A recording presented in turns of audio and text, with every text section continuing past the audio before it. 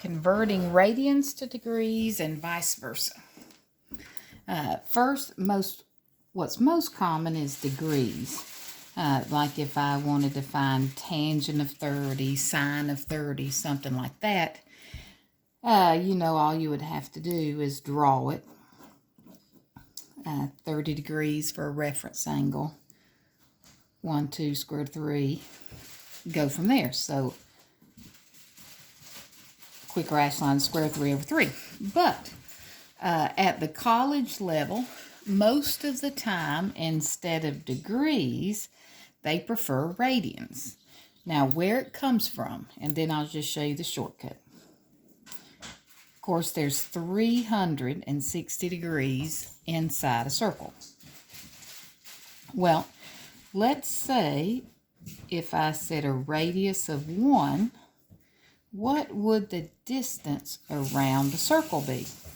Well, we know that's just circumference, 2 pi r. Radius is 1.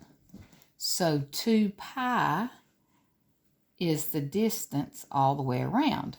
So 360 degrees equals 2 pi rads. And since, of course, you can see, well, wait, if 360 degrees equals 2 pi rads, then if you half them, 180 degrees will equal pi rads. And so basically this gives you a unit multiplier you can use. So if you had pi over 4 and you wanted to convert that to degrees, all you have to do is, if you want degrees needs to be on top, 180 over pi, because this is a unit multiplier. Since they equal, this is the same thing as a fancy 1. Pi's cancel. If you ever get a pi squared, you know this should have flipped. And then 4 goes into 180 45 times. So pi over 4 is 45 degrees. Let's say I had 2 pi over 3, and I wanted to convert that to degrees.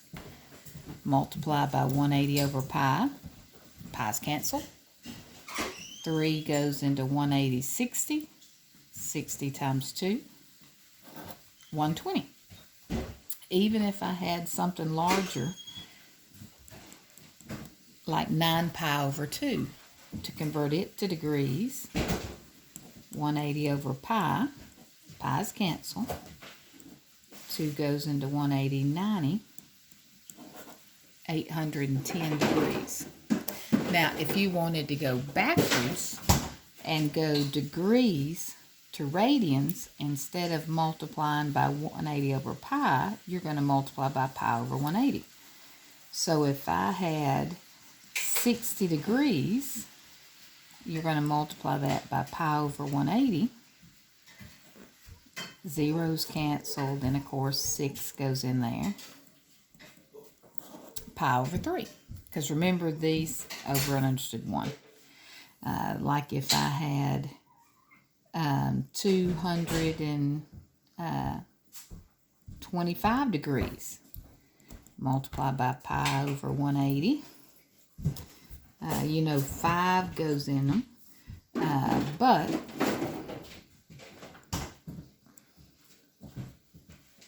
four does as well.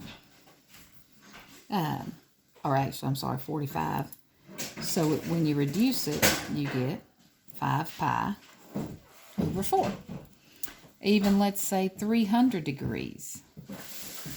Pi over 180. 6 goes in there. 5 pi over 3. So anytime you want to convert back and forth, you can. Now, as far as the other thing I wanted to show you is going back to like this one, because that's common for you to see. If I told you to find cosine of 2 pi over 3, it's the same as what we did earlier in the chapter. It's just to draw our triangle, we need to figure out what that is in degrees. So multiply by 180 over pi. 3 goes into 180/60. So what we really have, instead of 2 pi over 3, is cosine of 120. So 120, remember second quadrant, subtract from 180. Square root of 3, 1, 2. Cosine adjacent over hypotenuse. And remember, sine is positive in the second, so cosine negative. One more of those because it might have been a while. Let's say tangent of 5 pi over 4. Multiply by 180 over pi. 45 tangent of 225. So between 180 and 270, third quadrant. Second and third, remember you always subtract from 180. Put in your sides, 1 square root of 2. And then tangent, opposite over adjacent. And then third is positive. So you're done. Now there's another way that you can convert back and forth. It's something called the unit circle. This year, because the coronavirus, we won't get to that in class, but we will in pre-cal next year. And I'll also do it on another video later for anybody that might be interested. Have a great day.